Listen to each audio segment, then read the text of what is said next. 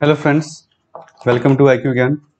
तो आज हम जो है चैप्टर 9 देखेंगे NCERT क्लास 11 पॉलिटी का, क्योंकि हमारा वीडियो लेक्चर चल रहा है सीरीज। तो ऑलरेडी हमने 8 चैप्टर्स को कवर किया है प्रीवियस वीडियोस में, जिसको आप देख सकते हैं। कुछ हमने पार्ट वाइज कवर किया है, कुछ हमने पूरा चैप्टर को कवर किया बाद में।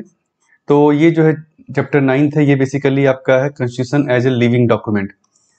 तो इसको हम देखेंगे। तो उससे पहले अगर आपने इस चैनल को सब्सक्राइब नहीं किया, जरूर सब्सक्राइब करें और इस वीडियो को लास्ट तक देखें, क्योंकि काफ़ी इंपॉर्टेंट चैप्टर है। आपको बताएगा कॉन्स्टिट्यूशन कैसे हमारा इवॉल्व हुआ है, कैसे हमारा कॉन्स्टिट्यूशन इंपॉर्टेंट है, फ्लेक्सिबिलिटी रिजिडिटी का क्या मतलब है। उसके अलावा केशवानंद भारती केस के बारे में, बेसिक स्ट्रक्चर के बारे में इसमें हम बात करेंगे। और उसके अलावा फिर हम देखेंगे कैसे हमारा कॉन्स्टिट्यूशन अभी भी इंटैक्ट है, हमें बदला नहीं है कॉन्स्टिट्यूशन को। तो जो इस चैप्टर में आप देखेंगे बेसिकली द इंडियन कॉन्स्टिट्यूशन कैसे अमेंडमेंट कैसे होता है। अभी तक कितना अमेंडमेंट हमारा हो चुका है, काफ़ी सारा, लेकिन तब भी हमारा जो बेसिक स्ट्रक्चर है वो अभी भी चेंज नहीं हुआ है। कैसे, इसका क्या कारण है? उसके बाद judiciary has played important role in protecting the constitution. तो ये कैसे जुडिशरी ने किया है। और कॉन्स्टिट्यूशन ये document that keeps evolving and responding to changing situations. तो ये फीचर हमने कैसे कॉन्स्टिट्यूशन में डाला है कि वो इवॉल्व होता रहे, सिचुएशन चेंज हो तो उसको हम चेंज कर सके। तो इन सब चीज़ों को इस वीडियो में हम देखेंगे। तो पहले हम बात करते हैं क्या कॉन्स्टिट्यूशन हमारा स्टैटिक है। तो अगर हम बात करें जैसे कि अलग अलग देशों की, तो अगर हम देखें तो जैसे सोवियत यूनियन का कॉन्स्टिट्यूशन जो है 74 ईयर्स में 4 बार बदला जा चुका था, बदला गया है 4 बार। उसके अलावा जो 1991 में जो सोवियत यूनियन भी डिसइंटीग्रेट हुआ, रसिया बना, तब फिर वो कॉन्स्टिट्यूशन नया लिखाया गया। उसके पहले ही वो 4 बार उसका संविधान बदला जा चुका था, नया संविधान आ गया हर बार। फ्रांस की अगर हम बात करें तो यहाँ देखिए आप डिटेल में उसका बताया गया है, काफ़ी न्यूमरस अलग अलग बार संविधान उसका बना, हटा, फिर नया संविधान आया। जैसे कि 1793 में आपका डिवोल्यूशन के बाद जो है पहला एक संविधान बना, फिर 1848 में दूसरा, तीसरा 1875 में, चौथा 1846 में और लास्टली 1958 में 5वां बार संविधान उसका बदला गया, नया संविधान लिखा गया। वहीं हम अगर इन सबको कंपेयर करें इंडियन कॉन्स्टिट्यूशन से, इंडियन संविधान से, तो देखें कि हमारा जो 69 ईयर हमें काफ़ी उससे ज़्यादा हो गया है ये जब बुक लिखा गया था। तो अब भी हमारा 70 सेम कॉन्स्टिट्यूशन हमने फॉलो किया हुआ, हमारा संविधान बदला नहीं है। ऐसा नहीं कि हमने नया कॉन्स्टिट्यूएंट असेंबली बनाया फिर नया संविधान लिखा गया, जैसे हमने पड़ोसी देशों का अगर हम बात करें तो नेपाल में हमने देखा जहाँ तक। तो ये सब चीज़ें हमारे यहाँ नहीं हुई। इसके पीछे क्या कारण है? क्या हमारा कॉन्स्टिट्यूशन स्टैटिक है? तो नहीं, इसको हम देखेंगे आगे। तो हमारे कॉन्स्टिट्यूशन भले ही बहुत रॉबस्ट है, क्योंकि हम इतने साल जो है सेम कॉन्स्टिट्यूशन के साथ रह रहे हैं। बेसिक फ्रेमवर्क जो है बेसिकली जो कॉन्स्टिट्यूशन का या किसी भी डॉक्यूमेंट का होता है, वो हमारा जो संविधान का जो बेसिक फ्रेमवर्क को काफ़ी सूट, हमारे देश को सूट करता हुआ है, इसीलिए हमने उसको बदला नहीं। हाँ, कुछ अमेंडमेंट हमने लेके आए हैं उसमें, जो कि जो छोटे मोटे अमेंडमेंट जो कि चेंजिंग सिचुएशन जो है कंट्री का, उसके हिसाब से हमने उसमें बदलाव किए हैं। तो काफ़ी कह सकते हैं कि हमारा संविधान काफ़ी फार साइटेड था। कॉन्स्टिट्यूएंट असेंबली के मेंबर जो थे वो काफ़ी फार साइटेड थे संविधान बनाने के लिए। लेकिन कोई भी संविधान जो है सारे इवेंचुअलिटी जो आगे आएंगे 100 साल 200 सालों में देश के सामने, उसको इमेजिन नहीं कर सकता है, उसके उस चीज़ों को नहीं लिखा जा सकता है संविधान में। इसीलिए अमेंडमेंट का होना बहुत ही ज़रूरी है, जो हमारे संविधान में भी है, और उसको हमें अमेंड भी किया है। लेकिन अमेंडमेंट और चेंजिंग कॉन्स्टिट्यूशन दोनों में अंतर है, इसको आप ध्यान में रखें। Then how does constitution continue to serve country. तो इतने साल तक हमारा संविधान कैसे सेम का एक ही संविधान हमें सर्व कर रहा है। तो हमारे कॉन्स्टिट्यूएंट असेंबली ने उसी समय हम समझ गए थे कि मॉडिफिकेशन जरूरी है किसी भी डॉक्यूमेंट में। उस सेम डॉक्यूमेंट को हम 200 साल 300 साल या 100 साल तक नहीं ले जा सकते हैं, उसमें कुछ न कुछ चेंजेस लाने की जरूरत होगी। जैसे जैसे सोसाइटी का नीड चेंज होगा, मॉडर्नाइजेशन आएगा, जो अलग अलग वैल्यूज आएंगे, तो इसलिए हमने जो उसमें फ्लेक्सिबिलिटी भी रखा था कॉन्स्टिट्यूएंट असेंबली ने, फ्लेक्सिबिलिटी ऑफ इंटरप्रिटेशन। इंटरप्रेट आप कर सकते हो डिफरेंटली। अगर इंटरप्रिटेशन बदलता है, सोसाइटी की नीड्स बदलती है, तो उसमें आप इंटरप्रिटेशन जो है, डिफरेंट इंटरप्रिटेशन जो है कॉन्स्टिट्यूशन में इंसर्ट कर सकते हैं, अमेंडमेंट ला सकते हैं। इसके कारण हम सेम कॉन्स्टिट्यूशन को हमने रखा है। इसके अलावा जो है, जो मेन जो है पॉलिटिकल पार्टी प्रैक्टिस हो गया, आपका जुडिशियल रूलिंग, दोनों ने मैच्योरिटी दिखाई है इसमें कि इस फ्लेक्सिबिलिटी को इम्प्लीमेंट करने में। तो ये फैक्टर के कारण जो हमारा कॉन्स्टिट्यूशन लिविंग डॉक्यूमेंट है, जो परस्पर हम बदल सकते हैं, और साथ ही साथ उसी कॉन्स्टिट्यूशन के साथ हम उसी बेसिक फ्रेमवर्क के साथ हम आज भी हम सरकार चला रहे हैं, देश चल रहा है। तो constitution has to be able to respond to challenges that may arise in future. तो ये बहुत जरूरी है किसी भी देश के संविधान में। अगर ये नहीं होगा तो हमने जैसा देखा फ्रांस के केस में, रसिया के केस में या बाकी अलग देशों के केस में, उसको कॉन्स्टिट्यूशन को ही हमें बदलना पड़ेगा, नया संविधान को लाना पड़ेगा। तो ये जरूरी है कि वो संविधान में ऐसा प्रोविजंस हो कि वो नए नए चैलेंजेस जो आए या चेंजेस जो आए सोसाइटी में, उसको उस हिसाब से वो बदल सके अपने आप को। यहाँ पे से यूएसए का एग्जांपल दिया गया। यूएसए के संविधान जो 200 साल में सिर्फ और सिर्फ 27 बार ही बदला गया, अमेंडमेंट लाया गया। तो ये काफी स्ट्रांग है। हमारे यहाँ ज्यादा अमेंडमेंट आए हैं, बट डिफरेंट अलग अलग संविधान के अलग अलग व्यू था। It is document made by human beings and may need revision. तो ये जरूरी है कि ऑब्वियस बात हमने बनाया है इसको, तो हो सकता है रिवीजन की जरूरत हो, बाद में कुछ इंटरप्रिटेशन अलग हो, व्यूज अलग हो। तो और जो गोल्स हैं सोसाइटी की, जो 1947 में जो हमारा गोल था, वो गोल हो सकता है पूरा हो गया हो, उसके अलावा हमारा कुछ और आगे के गोल्स हो depending on the society needs. तो उस चीज़ों को इनकॉर्पोरेट करने के लिए जरूरी है कि संविधान को हम बदल सके, अमेंडमेंट ला सके। तो ये सोसाइटी अपने लिए बताती है, इसीलिए इसमें अमेंडमेंट रखने का जरूरी है। तो अमेंडमेंट का प्रोविजन हमने रखा है, जिसके कारण हमारा संविधान जो क्या है कि लिविंग डॉक्यूमेंट की तरह काम करता है, कि जिस तरह का सोसाइटी है उसी तरह से वो कॉन्स्टिट्यूशन जो है उसको रिफ्लेक्ट करता है। कॉन्स्टिट्यूशन को ऑर्डिनरी लॉ के ऊपर रखा गया जो कॉन्स्टिट्यूशन असेंबली ने। इसमें बेसिकली दोनों अप्रोच रखा गया। हमारे असेंबली ने जो संविधान में दोनों अप्रोच को रखा गया। दो अप्रोच क्या, flexibility and rigidity. The constitution is sacred document and it is an instrument that may require changes from time to time। तो sacred भी है, मतलब इसका बेसिक फ्रेमवर्क आप चेंज नहीं कर सकते हैं। जो बेसिक स्ट्रक्चर है कि जैसे कि हमने जो बेसिक वैल्यूज हैं उसको हम चेंज नहीं कर रहे। राइट्स हो गया आपका, जैसे कि सॉवरेनिटी हो गया, रिपब्लिक हो गया, सेक्युलरिज्म हो गया, तो इसको हम चेंज नहीं करना। लेकिन जैसे जैसे सोसाइटी चेंज हो उसके हिसाब से जो माइनर चेंजेस लाने की जरूरत पड़ेगी बाकी प्रोविजंस में, उसको हम चेंज कर सके। इन चीज़ों के को असेंबली ने फ्यूचरिस्टिक वे में देखा और उसको इनकॉर्पोरेट किया हुआ है। तो अनअल्टरेबल नहीं है, स्टैटिक नहीं है हमारा कॉन्स्टिट्यूशन। अब हम आते हैं कैसे हम अमेंड कर सकते हैं। तो आर्टिकल 368 में अमेंडमेंट का प्रोविजन है। संविधान के अंदर ही इसको अमेंडमेंट का भी प्रोविजन को रखा गया है। तो लेकिन हमने देखा फ्लेक्सिबिलिटी और रिजिडिटी दोनों इसमें रखा गया। Flexibility, constitution can be very easily change और मॉडिफाइड, तो इसको हम कहते हैं फ्लेक्सिबिलिटी, फ्लेक्सिबल है उसमें। और उसमें कुछ प्रोविजंस है जो वेरी डिफिकल्ट टू मॉडिफाई है, रिजिडिटी। तो इसीलिए हमारे संविधान में दोनों ही चीजें हैं। कुछ प्रोविजन जो है वो रिजिड है, मतलब उसको अमेंड करने के लिए आपको एक हायर मेजोरिटी की जरूरत होती है, लंबा प्रोसीजर है। कुछ जो है काफी सारा प्रोविजन जो है फ्लेक्सिबल है, जिसको कि आप सिंपल मेजोरिटी के साथ अमेंड कर सकते हैं। तो दोनों ही फीचर्स को इसमें हमारे संविधान में रखा गया है। असेंबली ने जो कॉन्स्टिट्यूएंट असेंबली था उन्होंने समझ लिया था कि भाई जरूरत होगा हमें अमेंड करने का, इसीलिए हमें दोनों प्रोविजंस को रखने की, दोनों मेथड को रखने की जरूरत है। तो ये जैसे हाउ टू अमेंड आप इसमें समझ सकते हैं।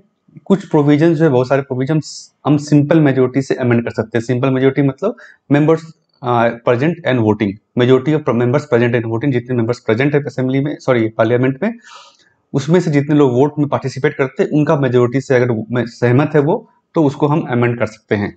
ये सिंपल मेजोरिटी जो कि आसानी से कोई भी सरकार जो है ऑलरेडी वो मेजोरिटी में होती है, तो आसानी से उसको इम्प्लीमेंट कर सकती है।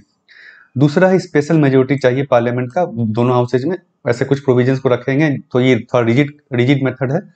उसके अलावा जो फेडरल प्रोविजंस है जिसमें कि स्टेट से सेंटर का रिलेशन इफेक्ट होता है, उन केसों में स्टेट का पावर इफेक्ट होता है, तो उन केसों में ये भी रखा गया कि आपको हाफ ऑफ द स्टेट्स के लेजिस्लेचर से, लेजिस्लेटिव असेंबली से भी आपको अप्रूवल लेना होगा, वहां से भी उसको पास करवाना होगा। ये भी आर्टिकल 368 में ही रखा गया है। तो ये 3 मेथड है जिससे हमारे संविधान के अलग अलग प्रोविजंस को हम अमेंड कर सकते हैं। तो सिंपल लॉ का एक हो गया। तो बाय लॉ जिस भी आर्टिकल में लिखा गया बाय लॉ हम उसको चेंज कर सकते हैं, इसका मतलब वो सिंपल मेजोरिटी से हो गया। वो आर्टिकल 368 के अंदर नहीं आता है। 368 मतलब अमेंडमेंट हो गया, जो ट्रू अमेंडमेंट। बाकी जो आप कर सकते हैं ऑर्डिनरी अमेंडमेंट हो गया, ऑर्डिनरी चेंजेज हो गया एक तरह से कॉन्स्टिट्यूशन का सिंपल मेजोरिटी से। रिमेनिंग प्रोविजंस को हम 368 जैसे हमने कहा, 2 मेथड है इसमें। 2 मेथड क्या है, एक तो स्पेशल मेजोरिटी, दूसरा है स्पेशल मेजोरिटी प्लस आधे स्टेट से, कम से कम आधे स्टेट से आपको अप्रूवल चाहिए उसका। इसके अलावा क्या क्या इसमें कंडीशंस है कि सारे अमेंडमेंट जो है सिर्फ और सिर्फ पार्लियामेंट में ही इनिशिएट हो सकते हैं। स्टेट असेंबली में आप इसको प्रोविजन जो अमेंडमेंट का नहीं ला सकते हैं। पहला ये कंडीशन हो गया आपका। दूसरा हो गया कोई आउटसाइड एजेंसी नहीं है, पार्लियामेंट खुद ही जो है इसको अमेंडमेंट लेके आएगी। ऐसे बहुत जगह कुछ देशों में जो है अलग अमेंडमेंट बॉडी है, तो ऐसा यहाँ पे इंडिया में नहीं रखा गया है। कोई रेफरेंडम या रेटिफिकेशन रेफरेंडम लाने की जरूरत नहीं है आपको। अमेंडमेंट लाने के पहले पार्लियामेंट चाहे उसको इनिशिएट कर सकती है। इसके अलावा जब बिल जो है पास होगा पार्लियामेंट के बाद, उसके बाद प्रेसिडेंट के पास जाता है, जैसा कि बाकी कानून बनने में होता है, इसी तरह इसमें भी प्रेसिडेंट के पास जाएगा, लेकिन president has no power to send it back. तो बाकी बिल में हमने देखा कि प्रेसिडेंट जो है उसको वापस भेज सकते हैं कि रिकंसीडर कीजिए आप इसमें। इस केस में प्रेसिडेंट के पास और कुछ पावर नहीं है, उनको असेंट देना ही होगा। तो ये 4 कंडीशंस है अमेंडमेंट को लेकर के, इनको आप याद रखें, 4 जो रूल्स है। तो sovereignty of elected representative is the basis of amendment procedure. तो ये इसीलिए क्योंकि जो है हम इलेक्टेड रिप्रेजेंटेटिव जो है पार्लियामेंट में, वो क्योंकि इलेक्टेड है, लोगों को रिप्रेजेंट कर रहे हैं, हमारे सिटीजन्स को रिप्रेजेंट कर रहे हैं, तो उनको पावर दिया गया अमेंड करने का। तो उनका सॉवरेनिटी को ध्यान में रखकर इस प्रोविजन को रखा गया है कि वो अमेंडमेंट ला सकते हैं, दूसरे बॉडी की जरूरत नहीं है। अब हम बात करते हैं स्पेशल मेजोरिटी की। स्पेशल मेजोरिटी होता क्या है? स्पेशल मेजोरिटी मतलब हो गया, इसमें 2 पार्ट होता है। पहला, at least half of the total strength of the house. तो स्ट्रेंथ है, स्ट्रेंथ की बात मैं कर रहा हूँ, मतलब ये नहीं कि कितने लोग इलेक्टेड है या कितने प्रेजेंट है। स्ट्रेंथ मतलब जैसे कि आपने लोकसभा की बात करें तो मैं 545 का उसका स्ट्रेंथ है, भले हो सकता है उस दिन 200 लोग ही प्रेजेंट हो, 300 लोग ही प्रेजेंट हो, तो 545 का स्ट्रेंथ है, तो इसका एटलीस्ट हाफ, इसका एटलीस्ट हाफ मेंबर का आपको कंसेंट चाहिए। दूसरा क्या चाहिए? 2/3 of those actually take part in voting. मान लीजिए 300 लोग प्रेजेंट है, उसमें से यानी 2/3 यानी कि 200 लोगों का आपको, अगर 300 लोग उसमें पार्टिसिपेट करते हैं वोटिंग में, वॉकआउट नहीं करते हैं, पार्टिसिपेट करते हैं, वोट करते हैं, उसमें आपको 200 लोगों की सहमति चाहिए। तो ये हो गया आपका स्पेशल मेजोरिटी। तो इसके अलावा दोनों हाउसेस से, यानी लोकसभा और राज्यसभा से, दोनों से आपको सेपरेटली उसको पास करवाना होगा। ज्वाइंट सीटिंग का कोई भी प्रोविजन इसमें नहीं है। मतलब अमेंडमेंट के लिए अगर मान लीजिए एक हाउस रिजेक्ट कर देता है, तो आप उसमें फिर ज्वाइंट सीटिंग नहीं बुला सकते हैं, आपको वो फिर से या तो लेके आइए आप, लेकिन दोनों हाउसेस से सेपरेटली स्पेशल मेजोरिटी से पास होना चाहिए वो। वैसे यहाँ पे एग्जांपल दिया गया, मान ली 545 मेंबर्स है, therefore any amendment must be supported by minimum 273 members. इसका हाफ जो हो गया आपका एक तरह से, हाफ से +1, तो वो जो है उतने मेंबर्स से सपोर्ट आपको चाहिए। उसके बाद जितने मेंबर प्रेजेंट है उसका 2/3, जो वोटिंग कर रहे हैं उसका 2/3, तो जो भी ज्यादा होगा उतने मेंबर का आपको सपोर्ट चाहिए होगा। दोनों हाउसेस सेपरेटली आपको पास करना, जैसे मैंने कहा। इसके अलावा तो इसके लिए बेसिकली ये इसलिए रखा गया क्योंकि आपको ज़्यादातर हमने देखा है कि स्पेशल मेजोरिटी या फिर जो कैसे 2/3 बहुमत जो है किसी भी पार्टी को लाना एक जनरल इलेक्शन में मुश्किल है, इसलिए इसको रखा गया ताकि आप अपोजिशन पार्टी जो उस समय होगी उनका भी आपको सपोर्ट चाहिए होगा इसको पास कराने के लिए। और दोनों हाउसेस से आपको पास कराना है, तो ऑब्वियस सी बात है, आपको राज्यसभा में बहुत बार होता है कि पार्टी के पास मेजोरिटी नहीं होती है, रूलिंग पार्टी के पास, तो या रूलिंग कोलिशन के पास, तो उस समय आपको अपोजिशन को भी उस चीज में लेना होगा। तो इससे क्या होगा कि जो वाइडर जो पब्लिक है, लोग हैं, उसका सहमति एक तरह से आप ले रहे हैं कानून अमेंडमेंट लाने में। दूसरा जो एक हमने देखा कि फेडरल अगर प्रोविजंस है, कुछ फेडरल नेचर का आप अमेंडमेंट ला रहे हैं, तो उस चीज़ों का अमेंडमेंट लाने के लिए आपको स्टेट्स का भी सहमति की जरूरत होगी। इसमें क्या है कि बेसिकली आपको स्टेट्स को एक दिया गया पार्टिसिपेशन का, कि अगर उनसे रिलेटेड कोई प्रोविजंस को चेंज किया जा रहा है, अमेंड किया जा रहा है, तो उनका भी सहमति मिले। इसमें क्या, only half of the state में, सारे स्टेट से आपको नहीं लेना। जैसे ही आपका आधे स्टेट्स सहमति दे देते हैं, तो बाकी आपको फिर वहीं पे आपको बाकी स्टेट्स उसमें सहमति दे या नहीं दे, उससे कोई मतलब नहीं है। उसके अलावा स्टेट जो है सिंपल मेजोरिटी से इसको पास करेंगे। पार्लियामेंट में क्या था, स्पेशल मेजोरिटी, लेकिन स्टेट्स को जो पास करना है वो सिंपल मेजोरिटी, यानी majority of members present and voting. तो उतने मेंबर, यानी कि आसानी से आप स्टेट लेजिस्लेचर से पास कर सकते हैं। तो ये है स्टेट से रेटिफिकेशन का। अब हम बात करते हैं इतने अमेंडमेंट क्यों हुए, बाय सो मेनी अमेंडमेंट। तो अमेंडमेंट जो बेसिकली, जैसे कि हमने शुरू में कहा कि जैसे जैसे सोसाइटी चेंज होती है, गोल्स एस्पिरेशंस चेंज होते हैं, पॉलिटिकल स्ट्रक्चर चेंज होता है, तो उस तरह से अमेंडमेंट लाने की जरूरत पड़ती है, इसीलिए अमेंडमेंट का प्रोविजंस रखा गया है। तो इसमें जो बेसिकली इस चैप्टर में राइटर ने एक ग्राफ के मेथड से बताया है कि कैसे जो है 1970 से 1990 saw large number of amendment, इस साल में काफी ज्यादा अमेंडमेंट हो गए। दूसरा ग्राफ जो है वो दिखाता है कि 10 अमेंडमेंट आने में कितना टाइम लगा। तो ये 2 बार 1974 यहाँ पे आप देखें ग्राफ में, तो ये दिखा रहा है कि हर 10 अमेंडमेंट आने में ऐसे 100 अमेंडमेंट तक इन्होंने देखा है, तो हर दूसरे 10 अमेंडमेंट आने में कितना साल लग रहा है। तो यहाँ पे आप देखें अगर 30 से 40वां अमेंडमेंट जो है, ये 10 अमेंडमेंट लाने में सिर्फ 3 साल लगे। और इसी तरह यहाँ पे भी जो 80 से 90 जो आप देख रहे हैं नंबर पहुंचने में सिर्फ 3 साल लगे। तो ये पीरियड था 1974 से 1976 का और 2001 टू 2003। पहला पीरियड जो था वो कांग्रेस का डोमिनेशन का था, दूसरा पीरियड जो था ये कोलिशन का था, जो वाजपेयी गवर्नमेंट अभी थी। तो इन चीज़ों को अगर हम देखें तो आप समझ सकते हैं, जैसे देखिए आप देखिए इस पीरियड में सबसे ज़्यादा अमेंडमेंट आया है। 71 टू 90 का पीरियड, जो 20 साल का पीरियड है, सबसे ज़्यादा अमेंडमेंट इसी 20 साल में आए हैं। तो ये चीज़ों को दिखाने का पर्पस क्या है कि irrespective of nature of polity in party, तो इस समय आप देखेंगे तो अलग अलग पार्टी हमेशा हमने देखा कि अमेंडमेंट्स आए ही हैं। ऐसा नहीं, कोई भी डिकेड ऐसा नहीं है जहाँ पे अमेंडमेंट हुआ ही नहीं है। कम हुआ है, ज़्यादा हुआ, लेकिन अमेंडमेंट आया है। तो इससे पता चलता है कि कोई भी पार्टी हो, सेंटर में कोई भी रूलिंग पार्टी हो, कैसा भी उनका पॉलिटी हो, लेकिन अमेंडमेंट जो है स्टीडी रहा है, अमेंडमेंट आता रहा है। तो अमेंडमेंट जो है बेसिकली पॉलिटिकल स्ट्रक्चर पर सिर्फ डिपेंड नहीं करता, बेसिकली सोसाइटी पर डिपेंड करता है। जैसे जैसे सोसाइटी चेंज हो रही है, अमेंडमेंट उस हिसाब से आता जा रहा है। कंटेंट ऑफ अमेंडमेंट की अगर हम बात करें तो अमेंडमेंट को बेसिकली 3 ग्रुप में इन्होंने बांटा है, 3 तरह के अमेंडमेंट्स को। पहला amendment which are of technical and administrative nature, जो सिंपल टेक्निकल नेचर है, जिसमें कि क्लैरिफिकेशन डाल दिया आपने, कोई प्रोविजन था जो मैं जुडिशरी ने बोला कि ये इंटरप्रिटेशन इसका गलत है, ये होना चाहिए, तो उस तरह से अपने क्लैरिफिकेशन डाल दिया। कहीं पर दिक्कत हो रही है तो उसमें एक और लाइन डाल दिया कि ये क्लैरिफाई कर दे उसको, माइनर मॉडिफिकेशंस, तो उसको फर्स्ट ग्रुप में डाला गया है।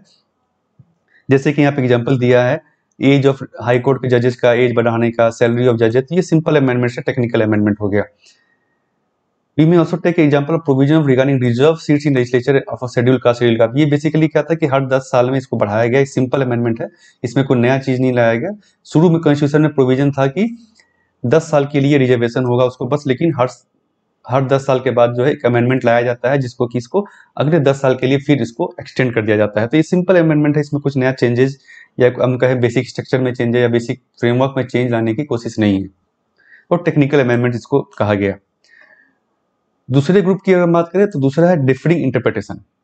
तो ये जो है बेसिकली डिफरेंट इंटरप्रिटेशन जो है कॉन्स्टिट्यूशन का, जुडिशरी और पार्लियामेंट के द्वारा अगर डिफरेंट इंटरप्रिटेशन था, तो उसमें आप अपना बेसिकली एक तरह से कह सकते हैं इंटरप्रिटेशन डालने की कोशिश के लिए कुछ अमेंडमेंट्स की गए। पार्लियामेंट अमेंडमेंट लाती है तो पार्लियामेंट को लगा कि नहीं, हमारा इंटरप्रिटेशन सही है, जुडिशरी का इंटरप्रिटेशन गलत है, तो इसके लिए वो उन्होंने अमेंडमेंट लेके आ गई पार्लियामेंट।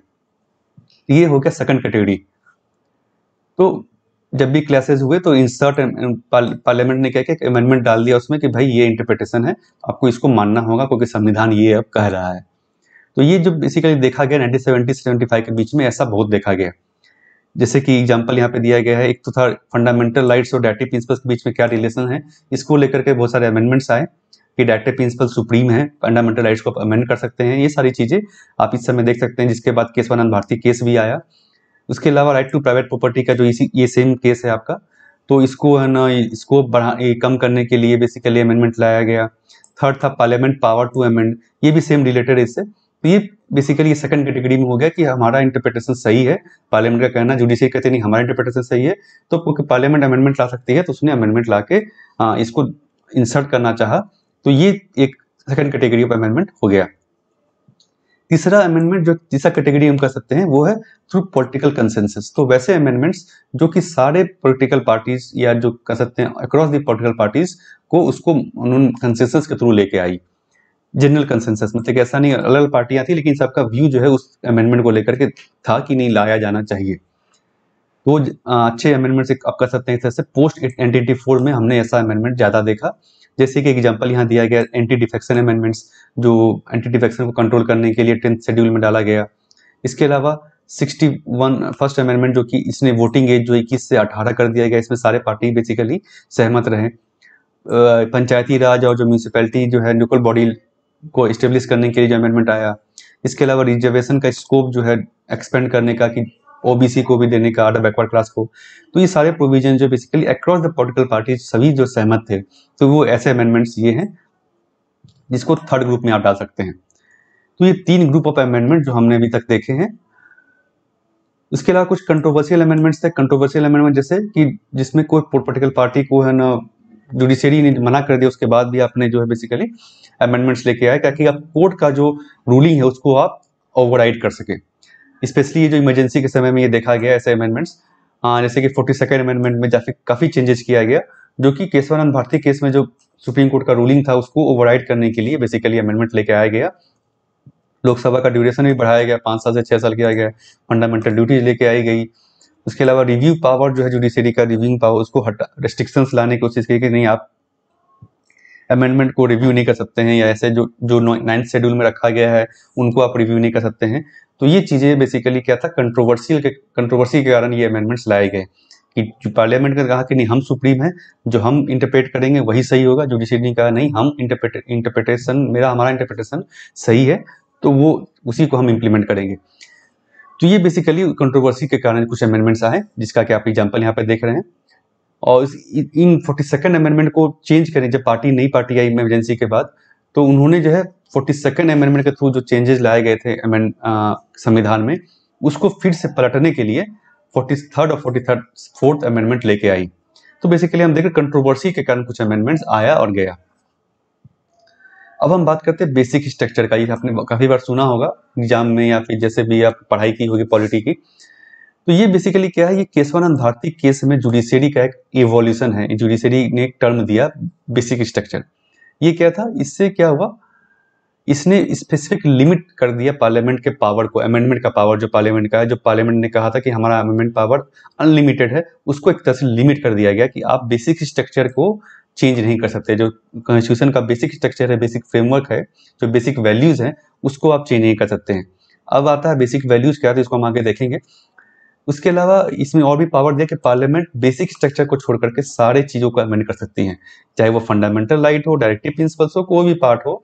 पहले क्या था कि फंडामेंटल राइट आप अमेंड नहीं कर सकते हैं, लेकिन बाद में कोर्ट ने कहा कि नहीं आप सारे कॉन्स्टिट्यूशन को अमेंड कर सकते हैं, लेकिन बेसिक स्ट्रक्चर को नहीं। बेसिक स्ट्रक्चर जैसे हो गया आपका कि रूल ऑफ जुडिशरी हो गया, रूल ऑफ लॉ हो गया आपका, सॉरी रूल ऑफ जुडिशरी नहीं, इंडिपेंडेंस ऑफ जुडिशरी हो गया, रूल ऑफ लॉ हो गया, relationship between fundamental rights and directive principles हो गया। तो ये सब चीज जो फेडरल पॉलिटी हो गई, इन चीजों को आप चेंज नहीं कर सकते हैं। उसके अलावा आप जो है कोई भी प्रोविजंस को आप चेंज कर सकते हैं, अमेंड कर सकते हैं। और तीसरा क्या इसमें कहा गया कि जुडिशरी जो फाइनल अथॉरिटी होगी ये डिसाइड करने में कि बेसिक स्ट्रक्चर है क्या, क्योंकि कॉन्स्टिट्यूशन में कहीं भी बेसिक स्ट्रक्चर लिखा नहीं गया है। तो बेसिक स्ट्रक्चर आखिरकार है क्या, ये डिसाइड भी जुडिशरी ही करेगी। तो टाइम टू टाइम जुडिशरी ने बताया है बेसिक स्ट्रक्चर क्या है, उसमें एडिशन होता चला गया है, आज भी एडिशन उसमें हो रहा है। तो ये बेसिक स्ट्रक्चर से फायदा क्या हुआ, हमारा संविधान एक लिविंग डॉक्यूमेंट बन गया कि भाई आप जो है नए नए इसमें चेंजेस ला सकते हैं, बेसिक स्ट्रक्चर को छोड़ करके आप जो उसमें अमेंडमेंट ला सकते हैं। कि लिविंग डॉक्यूमेंट हो गया, इसमें कोई रिस्ट्रिक्शंस नहीं है। ऐसा मैंने कहा कि इस बेसिक स्ट्रक्चर के बारे में कोई भी संविधान में कहीं भी इसको बताया नहीं गया है। ये जुडिशियरी इंटरप्रिटेशन है, जुडिशियल इवोल्यूशन है, और जुडिशियरी ही डिसाइड करती है कि बेसिक स्ट्रक्चर है क्या आखिरकार। In the sense, basic structure doctrine has further consolidated the balance between rigidity and flexibility. तो जो बैलेंस था rigidity और flexibility का, तो वो भी फर्दर बैलेंस किया गया इसको कि भाई रिजिड नहीं है उतना। रिजिड क्या है, बेसिक स्ट्रक्चर को आप चेंज नहीं कर सकते हैं, वो रिजिड है। और फ्लेक्सिबल है, बाकी संविधानों को आप अमेंड कर सकते हैं, फ्लेक्सिबल है आप उसको अमेंड करने के लिए, जैसे कि आप या स्पेशल मेजोरिटी से करें या फिर आप सिंपल मेजोरिटी से करें, जैसा भी लिखा गया है। तो एग्जांपल्स ऑफ ये बताता है कैसे how judicial interpretation change our understanding constitution. तो जुडिशियल इंटरप्रिटेशन से हमारा अंडरस्टैंडिंग जो संविधान को लेकर के बदला है। जैसे कि आप देख सकते हैं रिजर्वेशन ऑफ जॉब जो है, सुप्रीम कोर्ट ने कहा कि 50% से आप एक्सीड नहीं कर सकते हैं। जनरल कोटा 50% होना चाहिए, बाकी 50% ही आप रिजर्वेशन दे सकते हैं, चाहे अलग अलग कम्युनिटी को आप कैसे भी दें।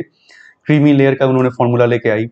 उसके अलावा तो ये सारी चीजें बेसिकली एक informal amendment by interpreting various provisions. तो अगर हम देखें तो ये अमेंडमेंट पार्लियामेंट लेके नहीं I basically, but supreme court के इंटरप्रिटेशन से एक इनफॉर्मल, फॉर्मल क्या हो गया, जो पार्लियामेंट लेके आती है, बिल पास करवाती है, तो वो वैसा नहीं, इनफॉर्मल तरीके से अमेंडमेंट लाना, जिसमें जुडिशरी ने भी कंट्रीब्यूट किया था, इसको हम कह सकते हैं इनफॉर्मल अमेंडमेंट्स टू कॉन्स्टिट्यूशन।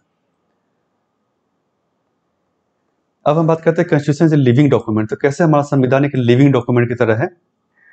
तो just like living being, this document keeps responding to situations and circumstances arising from time to time. तो जैसे हम रेस्पॉन्ड करते हैं सिचुएशन के हिसाब से, ठंडी गर्मी या बुखार जैसा भी है, उसी तरह से ये डॉक्यूमेंट भी जो है बेसिकली जैसे जैसे सिचुएशन या सोसाइटी चेंज कर रही है, हमारा ग्लोबलाइजेशन चेंज हो रहा है, उस हिसाब से ये डॉक्यूमेंट भी चेंज कर सकते हैं हम अमेंडमेंट लाकर से। तो इसीलिए हम कह सकते हैं हमारा संविधान एक लिविंग डॉक्यूमेंट है। ये सवाल पूछा जा सकता है मेंस उसमें, तो इसको आप जरूर ध्यान से देखें। Even after so many changes in society constitution continue to work effectively. तो इतने सारे चेंजेस हमने देखे सोसाइटी में 1947 से लेकर अभी तक हम देखें, तो फिर भी कॉन्स्टिट्यूशन हमारा वही कॉन्स्टिट्यूशन को हम यूज कर रहे हैं, उसी संविधान के अंतर्गत हम काम कर रहे हैं, तो काफी इफेक्टिवली वो काम कर रहा है। तो ये बताता है हमारा संविधान कितना डायनेमिक है, open to interpretation and ability to respond to changing situation. तो ये हम दो देखने को मिलता है इसमें। तो जैसा हमने देखा फ्लेक्सिबिलिटी जो है और रिजिडिटी, इसमें जुडिशरी का क्या कंट्रीब्यूशन है भाई? जुडिशरी का कंट्रीब्यूशन है, क्योंकि जुडिशरी जो बेसिकली कोई भी डेमोक्रेसी का हम बात करें तो वो बैलेंस रखता है कि कैसे आप आर्बिट्री यूज ऑफ पावर जो है, जो पॉलिटी करती है, उसको आप कैसे चेक्स कर सकते हैं, चेक्स एंड बैलेंसेज। इसमें जुडिशरी का बहुत बड़ा रोल रहा है। जैसा कि हमने देखा केशवानंद भारती केस में कोर्ट ने कहा कि भाई बेसिक स्ट्रक्चर को आप चेंज नहीं कर सकते हैं, उसके अलावा कोई भी आप चेंजेस ला सकते हैं। तो इंटरप्रिटेशन जो है संविधान का फाइनली जो है वो जुडिशरी ही करती है, जुडिशरी का इंटरप्रिटेशन जो है वो फाइनल होता है। जैसा कि केशवानंद भारती केस में हमने देखा बेसिक स्ट्रक्चर थ्योरी लेके आई सुप्रीम कोर्ट। तो इन रीडिंग सुप्रीम कोर्ट का कहना है रीडिंग टेक्स्ट और document we must respect the intent behind that document. तो इंटेंट क्या है उस टेक्स्ट का, उस डॉक्यूमेंट का, उसको हमें समझने की जरूरत है, तभी हम सही निष्कर्ष पे पहुंच सकेंगे। The court was looking at the basic structure as something without which the constitution cannot be imagined at all। तो ये कोर्ट का कहना है कि बेसिक स्ट्रक्चर के बिना आप संविधान को नहीं समझ सकते हैं, उसके भावना को नहीं समझ सकते हैं, वैल्यूज को नहीं समझ सकते हैं, जिस वैल्यूज में, जिस सर्कमस्टांसेज में संविधान को लिखा गया। तो बेसिक स्ट्रक्चर बहुत ही जरूरी है, इससे हमारा संविधान एक लिविंग डॉक्यूमेंट बनता है। इसके अलावा मैच्योरिटी ऑफ पॉलिटिकल लीडरशिप, ये जो हमने देखने को मिला है, तो बहुत सारे जो पॉलिटिकल पार्टी जो सभी पार्लियामेंट ने बेसिकली इस बेसिक स्ट्रक्चर के डॉक्ट्रिन को भी अपनाया है।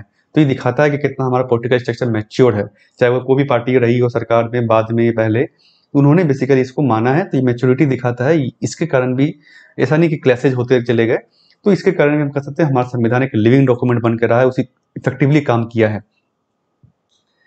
When the constitution was made, leaders and people of our country set a common vision for India। तो उनका एक कॉमन विजन था उस समय, जैसे कि हमने नेहरू का स्पीच जो था ट्रिस्ट विद डेस्टिनी, उसमें भी हम देख सकते हैं कुछ विजन जैसे कि dignity, freedom of individual, social and economic equality, जो प्रियम्बल आप पढ़ सकते हैं, वेलबींग ऑफ ऑल या डायरेक्टिव प्रिंसिपल्स में। तो ये विजन जो अभी तक डिसअपियर नहीं हुए, इसीलिए हमारा संविधान जो है अभी तक इंटैक्ट है, जिसको कि हम सारे लोग बेसिकली लोग भी जो है उसको मानते हैं कि नहीं वो सही डॉक्यूमेंट है, और उसी के हिसाब से जो सरकार जो है अपना कानून चलाती है, या जो सरकार चलता है, पार्लियामेंट चलता है। तो फ्रेंड्स, ये था बेसिकली आज का आपका चैप्टर। तो होप आपको वीडियो अच्छा लगा, और इसके बाद आप एक्सरसाइज कर सकते हैं। अगर आपको कोई डाउट हो तो आप कमेंट सेक्शन में मुझे लिख सकते हैं, आपको जो कुछ समझ में नहीं आया हो या कुछ और आप समझना चाहते हो। और प्रीवियस चैप्टर्स को भी आप जरूर देखें, क्योंकि आप प्रीवियस चैप्टर देखेंगे तभी आपको ये समझ में अच्छे तरीके से आएगा। तो फ्रेंड्स, आगे का एक और चैप्टर है जिसको मैं नेक्स्ट अपलोड करूंगा, तो इसलिए वीडियो को आप जरूर लाइक करें, शेयर करें और सब्सक्राइब करें इस चैनल, और बेल नोटिफिकेशन भी दबाएं। Thank you.